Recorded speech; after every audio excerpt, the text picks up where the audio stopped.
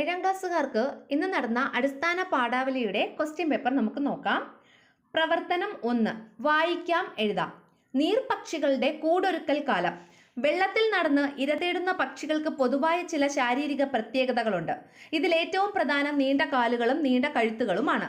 ജലക്കെട്ടുകളിൽ നടന്ന് ഇര തേടുന്നതിന് നീണ്ട കാലുകൾ സഹായിക്കും. ജലജീവികളെ വലിയ ആയാസം കൂടാതെ കൊത്തിയെടുക്കാൻ നീണ്ട കഴുത്തും കൊക്കും ഗുണം ചെയ്യും. വെള്ളത്തിൽ നടന്ന് ഇരപിടിക്കുന്ന പക്ഷികളുടെ മറ്റ് പ്രത്യേകതകൾ കൂടി പരിഗണിച്ച് ഇക്കൂട്ടരെ 3ആയി തരംതിരിക്കാം. Crane, stock, ഹെറൻ. ഇംഗ്ലീഷ് പേരുകൾ യഥാക്രമം സാരസങ്ങൾ, ബഗങ്ങൾ, ഞാറകൾ എന്നിങ്ങനെ മലയാളീകരിക്കാം. സാരസങ്ങളാണ് ഇക്കൂട്ടത്തിലെ വലിയ പക്ഷികൾ. കേരളത്തിൽ ഇവയെ കാണാറില്ല. എന്നാൽ ചില ജാതി സാരസങ്ങൾ തമിഴ്നാട്ടിൽ കാണാറുണ്ട്. രാജസ്ഥാനിലെ ഭരത്പൂർ പക്ഷി സങ്കേതത്തിലെ പ്രധാന ആകർഷകങ്ങളിൽ ഒന്ന് സൈബീരിയയിൽ നിന്ന് എത്തുന്ന സാരസങ്ങളാണ്. ഇവ ആകാശത്തേക്ക് കൊക്ക് ഉയർത്തിപ്പിടിച്ച് ഉച്ചത്തിൽ ഒരു പ്രത്യേക ശബ്ദം പുറപ്പെടുവിക്കാറുണ്ട്. കൂടൊരുക്കുന്ന കാലത്ത് ആണും പെണ്ണും ചേർന്ന് മുഖാമുഖം നിന്ന് ഇത്തരത്തിൽ പാട്ടു കച്ചേരികൾ നടത്തുക പതിവാണ്. ഒന്നാമത്തെ ക്വസ്റ്റ്യൻ, ഈ തന്നിട്ടുള്ളതിനെ ബേസ് ചെയ്തിട്ടുള്ള ഒന്നാമത്തെ ക്വസ്റ്റ്യൻ, പക്ഷികളുടെ നീണ്ട കാലും കഴുത്തും എന്തിന് സഹായകരമാണ്? 4 ഓപ്ഷൻസ് ഉണ്ട്. ഇതിൽ ഏതാണ് ശരിയായിട്ടുള്ളത്? വെള്ളത്തിൽ ഇര തേടാൻ.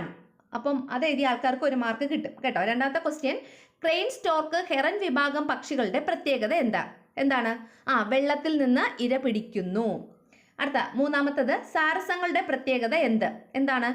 വലിയ പക്ഷികൾ. ഇനി ഭരത്പൂർ പക്ഷി സങ്കേതത്തിലെ പ്രധാന ആകർഷണം എന്താണ്? സൈബീരിയയിൽ നിന്നും എത്തുന്ന സാരസം. സാരസങ്ങൾ പാട്ടുകച്ചേരി നടത്തുന്നത് എപ്പോഴാണ്? കൂടൊരുക്കുമ്പോൾ. ഇനി രണ്ടാമത്തെ പ്രവർത്തനം കത്താണ്. അതുങ്ങൾ വന്ന് ആറ്റിലെല്ലാം വിഷം കലക്കിയിട്ട് പോയത് നിങ്ങളെല്ലാം ഒന്നും മിണ്ടാതെ നോക്കി നിന്നു അല്ലേ? ആറ്റിറമ്പ് ഗ്രാമത്തിലെ പുഴയിൽ ഇതര നാട്ടുകാർ വന്നു മീൻ പിടിച്ചു കൊണ്ടുപോയ കാര്യമറിഞ്ഞ് നാട്ടിലെ മീൻപിടുത്തക്കാർ ക്ഷുഭിതരായി പറഞ്ഞതാണിത്. കച്ചവട ലാഭം മാത്രം നോക്കി പുഴകളെ മലിനമാക്കുന്നതും മത്സ്യങ്ങൾക്ക് വംശനാശ ഭീഷണി ഉയർന്നതും പൊതുജന ശ്രദ്ധയിൽ കൊണ്ടുവരുന്നതിനായി പഞ്ചായത്ത് പ്രസിഡന്റിന് ഒരു കത്ത് എഴുതാനാണ് പറഞ്ഞിട്ടുള്ളത്. ഇവിടെ ഒരു മോഡൽ കത്ത് കൊടുത്തിട്ടുണ്ട്.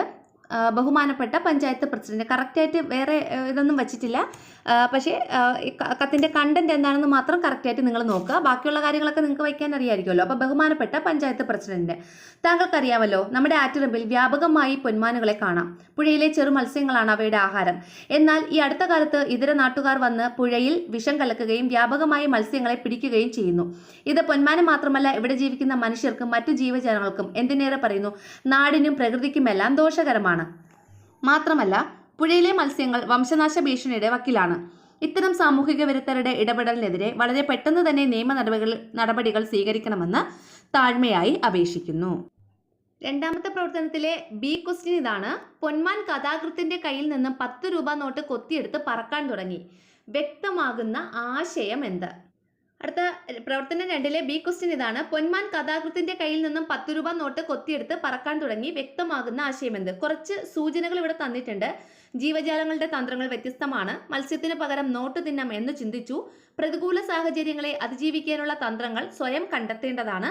മത്സ്യവും നോട്ടും തിരിച്ചറിയാനുള്ള കഴിവ് നഷ്ടപ്പെട്ടു. ഏതാണ് ശരിയായിട്ടുള്ളത് ഇതില്? പ്രതികൂല സാഹചര്യങ്ങളെ അതിജീവിക്കാനുള്ള തന്ത്രങ്ങൾ സ്വയം കണ്ടെത്തേണ്ടതാണ്. അതാണ് ഇവിടുത്തെ ശരിയായിട്ടുള്ള ആൻസർ. അടുത്തത് 3, പ്രവർത്തനം 3ല് എ ക്വസ്റ്റ്യൻ ഇതാണ്. അഭിമുഖ ചോദ്യാവലി. നല്ല മര്യാദക്കാര്. ആരും കാണാനില്ലെങ്കിൽ ഇവന്മാരും നഞ്ചു കലക്കി തന്നല്ലോ മീൻപിടുത്തം. നാളത്തെ പൊന്മാൻ എന്ന കഥയിലെ നാട്ടുകാരന്റെ വേദന നിങ്ങൾ കണ്ടില്ലേ? ആറ്റിറമ്പിനെ കുറിച്ച് കൂടുതൽ അറിയാൻ പൊന്മാനുകളുടെ നാട്ടിലേക്ക് ഒരു യാത്ര പോയാലോ? അവർ നേരിടുന്ന പരിസ്ഥിതി പ്രശ്നങ്ങൾ അറിയുന്നതിന് വേണ്ടിയുള്ള ചോദ്യാവലി തയ്യാറാക്കുക. അതിൽ 4 ചോദ്യങ്ങളാണ് നമ്മൾ നിർമ്മിക്കേണ്ടത്. ഇവിടെ ഞാനൊരു 4 ക്വസ്റ്റ്യൻസ് കൊടുത്തിട്ടുണ്ട്, നോക്കിയോളൂ. നഞ്ചു കലക്കിയുള്ള മീൻപിടുത്തം ഇവിടുത്തെ പരിസ്ഥിതിയെ എങ്ങനെയെല്ലാമാണ് ബാധിക്കുന്നത്? രണ്ടാമത്തെ ക്വസ്റ്റ്യൻ, ഈ വിഷം ഇവിടെയുള്ള മനുഷ്യർക്ക് ഏതെല്ലാം തരത്തിലുള്ള ആരോഗ്യ പ്രശ്നങ്ങൾ ഉണ്ടാക്കുന്നു?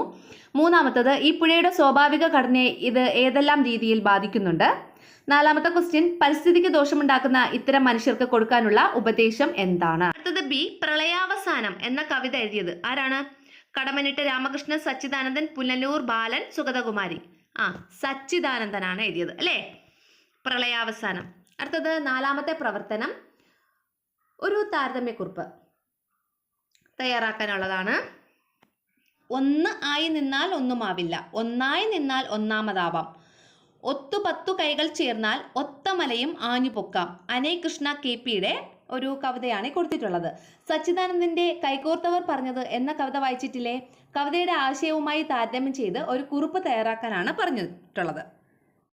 നോക്കിക്കോളൂ. ഒരുമിച്ച് നിന്നാൽ എന്തും സാധ്യമാകും എന്ന തിരിച്ചറിവാണ് ഈ കവിത പങ്കുവയ്ക്കുന്നത്. എല്ലാവരും ഒരുമിച്ച് നിന്നാൽ ഏതു വലിയ മലയും ആഞ്ഞു പൊക്കാം എന്നതുകൊണ്ട് ഇവിടെ അർത്ഥമാക്കുന്നത് എത്ര കഠിനവും പ്രയാസമേറിയതുമായ കാര്യവും നമുക്ക് നിസ്സാരമായി ഒരുമിച്ച് നിന്നാൽ പൂർത്തിയാക്കാൻ കഴിയും എന്നതാണ്. കൈകോർത്തവർ പറഞ്ഞത് എന്ന കവിതയും ഒത്തൊരുമയുടെയും കൂട്ടായ പ്രയത്നത്തിന്റെയും ആശയമാണ് നമുക്ക് നൽകുന്നത്. അടുത്ത ഇതിലെ ബി ക്വസ്റ്റ്യൻ, ഒരുമ എന്ന സന്ദേശം നൽകുന്ന പഴഞ്ചൊല്ല് തിരഞ്ഞെടുക്കുക. ആപത്ത് പറ്റത്തോടെ, നിറകുടം തുളുമ്പില്ല, ഐക്യമത്യം മഹാബലം, തനിക്ക് താനും പുരയ്ക്ക് തൂണും. ഏതാ ഇതിൽ ആൻസർ? ഐക്യമത്യം മഹാബലം, അതാണ് ഒരുമ എന്ന സന്ദേശം നൽകുന്ന പഴഞ്ചൊല്ല്. അടുത്ത അഞ്ചാമത്തത് ആസ്വാദന കുറിപ്പാണ്. ഇല. മൊട്ടുപോലിരുന്നപ്പോൾ അവളൊരു ചെമ്പന് നീരായിരുന്നു, പതിയെ അവൾ തത്തമ്മ തൂവലിന്റെ മിനുത്ത ഇളം പട്ടുപോലായി. ദിവസങ്ങൾ പോയതിനിടയിൽ എത്ര ഉറുമ്പുകളാണ് അവളെ മടക്കി വീടുണ്ടാക്കാൻ ശ്രമിച്ചത്, കുശുംബന്മാർ. അവൾ തന്നെത്താൻ പറഞ്ഞു. ദിവസം തോറും അവൾ മഞ്ഞയായിക്കൊണ്ടിരുന്നു. വിരിഞ്ഞപ്പോൾ പൂ പോലെ മൃദുലം, പിന്നെ പച്ച, ഇപ്പോഴിതാ മഞ്ഞ. ഇനി നാളെ എന്താവും? അവൾ ആശയോടെ സ്വപ്നം കണ്ടു. പക്ഷേ അവൾക്കറിയില്ലല്ലോ അവളിനി മണ്ണിൽ ഞെട്ടറ്റ് വീഴുമെന്ന്. കവിത വായിച്ചില്ലേ? ഇലയുടെ രൂപഭാവ മാറ്റങ്ങൾ മനോഹരമാണ്. ആസ്വാദന കുറിപ്പ് തയ്യാറാക്കുക. അപ്പോൾ ഈ കവിത വായിച്ച് അതിൻ്റെ അർത്ഥം കറക്റ്റായിട്ട് എഴുതി നമ്മളൊരു ആസ്വാദനക്കുറിപ്പ് തയ്യാറാക്കിയാൽ മതി. അടുത്തത് പ്രവർത്തനം 6, കഥാപാത്ര നിരൂപണമാണ്. അവസാനത്തെ ഇലയിലെ ബർമാൻ ഒരു അത്ഭുത മനുഷ്യനാണ്. അയാളുടെ ഇടപെടൽ ആണ് ജോൺസിയെ ജീവിതത്തിലേക്ക് തിരികെ എത്തിച്ചത്.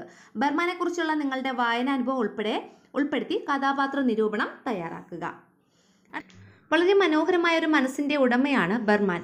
തൻ്റെ ജീവൻ നഷ്ടപ്പെടും എന്ന് തിരിച്ചറിഞ്ഞിട്ടും അത്രമേൽ കഷ്ടപ്പെട്ട് മറ്റൊരാളുടെ ജീവൻ നിലനിർത്താനായി കടുത്ത മഞ്ഞിലും പ്രതീക്ഷയുടെ ഒരു ഇല തുന്നിച്ചേർത്ത ആ ഒരു മനുഷ്യൻ വലിയ മനസ്സിൻ്റെ ഉടമയാണ്.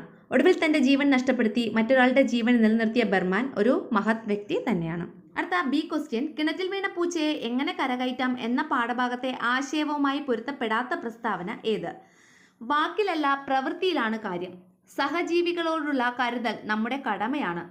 പ്രവൃത്തിയിലല്ല പ്രസംഗത്തിലാണ് കാര്യം.